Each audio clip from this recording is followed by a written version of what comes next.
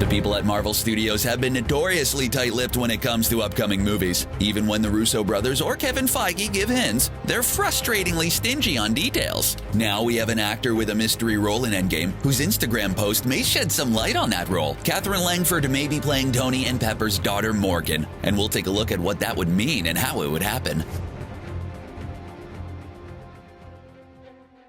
With Catherine Langford showing up on Instagram with Potts-esque red hair and blue eyes, it's increasingly likely she'll be playing the daughter of the power pair of Stark and Potts. But how exactly that fits in with what we know about the MCU and the comics gets a little complicated. We have to piece together some seemingly unrelated clues and some characters from the pages of Marvel that bear only a passing resemblance to their pen and ink counterparts. Let's take a look at the pieces. Infinity War got off to a rough start in the depths of space for the refugee Asgardians. Back on Earth, things were a little lighter between the first couple of the Marvel Cinematic Universe, Tony Stark and Pepper Potts. One of the constants of the MCU is Tony trying to assure the long-suffering Pepper Potts that everything is okay, that they're just around the corner from having a normal life. This is inevitably followed by old business rivals showing up to start breaking things, or aliens showing up and also breaking things, or his own inventions coming to life and promptly set about breaking things. This is why we can't have nice things, people. Thanks, Tony. It's usually followed by Tony building stuff and taking on the challenge head on, either on his own with Earth's mightiest heroes or a precocious kid or two. On Earth, Tony's trying to tell Pepper about the vision of the future he had through a dream, which he saw future Pepper, Tony, and a precious little bundle of joy named after one of Pepper's relatives. Aw, ain't that cute? As if on cue, Doctor Strange shows up to tell Tony about some aliens who are on their way to start breaking stuff. Man, Tony and Pepper just can't catch a break, huh? Out in the world of movie production, casting, and Instagram posting, speculation has circulated on the role of 13 Reasons Why actor Catherine Langford might be playing. Fans have wondered if she'll be playing an adult Cassie Lang, Scott Lang's daughter, and the hero Stature in the comics. But when Langford posted a selfie saying she was ready with her newly red hair, a new connection was made. There are a number of redheads in the MCU, but Black Widow can't have kids thanks to the Red Room, and Scarlet Witch has her own set of issues with her currently deactivated android boyfriend. Man, things are complicated in the MCU, huh? But then there's Pepper Potts. Gwyneth Paltrow has, in an uncharacteristically direct statement in an interview with the official Infinity War magazine, said that we'll see a future Tony and Pepper with a child. That's a far cry from the master of non-hints, the Russo brothers, who said that it was only a dream, but dreams are mysterious. Well, that's confusing, thanks. It does mean that Tony can be both right and wrong about his vision of the future. Could the red-headed Langford be playing the daughter of Tony Stark and red-headed Pepper Potts? Seems likely, but then who would that be? For that clue, we have to go back to Tony's dream. In it, Tony dreams that they had a son they named after Pepper's eccentric uncle. How eccentric does one have to be for Tony Stark to call him eccentric? That uncle's name is Morgan. In the comics, Tony Stark doesn't have any children. But there's a Morgan Stark. It's a very different Morgan Stark that's implied for Endgame. How different? First appearing in 1965 in Tales of Suspense, Morgan is Tony's cousin, the son of Tony's uncle Edward Stark. Edward Stark? Oh my goodness. Who asked Tony's dad Howard to buy him out of the Stark family business. Morgan feels like Howard robbed his dad of his legacy and decides to take it out on Tony. The results are pure Silver Age gold. He tries to make Tony look unstable by faking an alien invasion, only to have the whole plot fall apart when real aliens invade for entirely unrelated reasons. Well, that's a coinky-dink, huh? Morgan has resurfaced from time to time, and in the Ultimate Universe, he lost his villainous ways and died in the cave where Tony had to make the Iron Man armor. It seems unlikely any of that'll be a part of the MCU Morgan Stark, but that's not the only cue from the comics that might make their way to the big screen. The Young Avengers are rumored to not only be a part of Endgame in some capacity, but also might be a part of the future of the MCU. Then there's the founding member of the Young Avengers, a young man who took up the name Iron Lad. Iron Lad sure sounds like the offspring of old Shellhead, but his origins are way more complicated. Time-traveling Kang the Conqueror went back in time to his younger self at the moment of bullying that led him to be a conqueror and took himself out of that timeline to show him the cool future of time-skipping conquering he'd led. Only young Kang hadn't had that formative bullying and was horrified at what he'd become. You'd think a guy whose whole thing was time traveling would have known that. Even Doc Brown understood causality, and he was terrible at time travel, if we're being honest. Finding a deactivated vision, he discovered a protocol to reassemble the Avengers and goes about recruiting Stature and Hawkeye, forming the Young Avengers and taking on the identity of Iron Lad as a tribute to Iron Man. He later realizes that, thanks to the complexities of time travel and paradoxes, he has to go back in time where he was pulled out of time and become the villainous Kang. We told you it was complicated.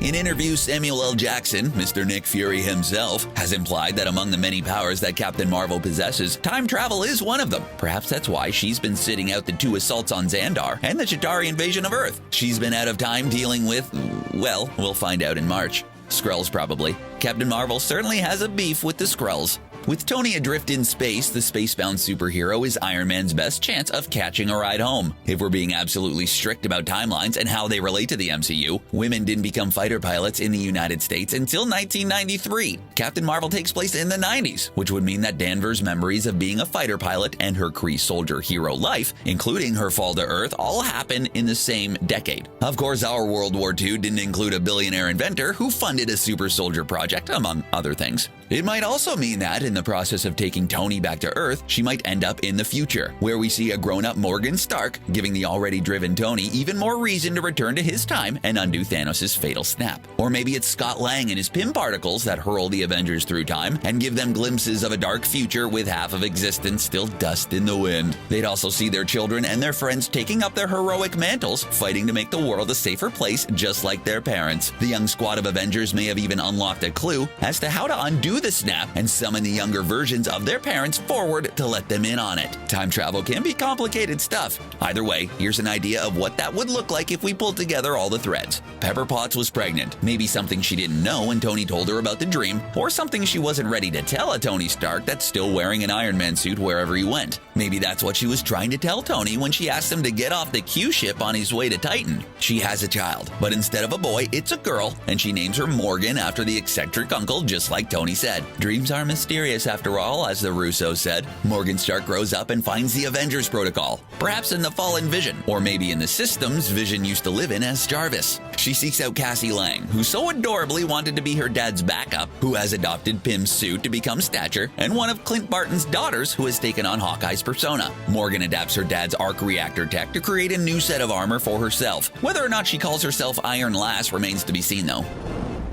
These heroes meet one or more of their parents as they hurtle through time. Most of the time travel speculated in Endgame has been backward, with leaked set photos showing Avengers in various outfits and settings of earlier movies. The main theory is that they go back through time and pluck the stones out to prevent Thanos from getting them in the first place. Remember that a lot of the first 10 years revolved around people seeking out the stones, like Red Skull and the Tesseract, the Dark Elves and the Aether, and Ronan and the Power Stone. But remember the story of Kang and Iron Lad and the issue of paradoxes? Removing the stones also removes many of the events that created Earth's mightiest heroes. Perhaps it's the young Avengers who have to tell the current Avengers that they're making matters worse, forcing them to adopt a new plan. Maybe one of the kids has worked that out for their super parents. It isn't unheard of for an MCU movie to take a moment out of the regular story to set up something big going on in the larger universe. While it's usually reserved for one of the multiple end credit scenes that have now become expected, not only in MCU movies, but all major franchise films these days, sometimes they can happen in the middle of the movie as well. There was a famous tug of war between Age of Ultron director Joss Whedon and Marvel Studios to include a scene in a pool where the truth of the Infinity Stones was revealed to Thor. This set up Thor's understanding of the Mind Stone and him being behind using it to give Vision life, but also the events that would eventually become both Ragnarok and Infinity War. After Age of Ultron, Thor vanishes with none of the Avengers knowing where he went, something General Ross grills them about in pressuring them to sign the Sokovia Accords. Not that telling Thor what to do ever works out that well. Whedon was pressured to include the scene with the farm scene as ransom, according to interviews with the fan-favorite director. When we next see Thor, he's traveling the universe searching in vain for the last stones when he runs into Surtur, setting off the events of Ragnarok. The importance of the stones was also established, which is why a frustrated Thanos takes matters into his own hands. His secret plan was no longer secret. It was time to get rid of the minions. Well, most of them. The Black Order still had a role to play. Thanos was going to gather them himself. Likewise, the Young Avengers could be making an appearance that's less vital to the events of Endgame than they are to the future of the MCU. What with them being the future of the MCU and all. Whether they visit a future that's undone, one that exists in an alternate timeline, or even a future where they're successful and have to find out what it is they did to save the day, Morgan Stark, like her father before her, stands to set up the shape of the Marvel Cinematic Universe as it marches into the future. Of course, we've been faked out before, but that's part of why we keep going. We do it for the surprises along with the familiar characters and stories. Keep it up, Marvel Studios! Those are just some of the ways Morgan Stark may be revealed in Endgame. Do you think Langford is Morgan Stark, Tony and Pepper's daughter? How do you think she'll factor in? Let us know in the comment section below, and don't forget to subscribe to CBR for more MCU videos. Thanks for watching.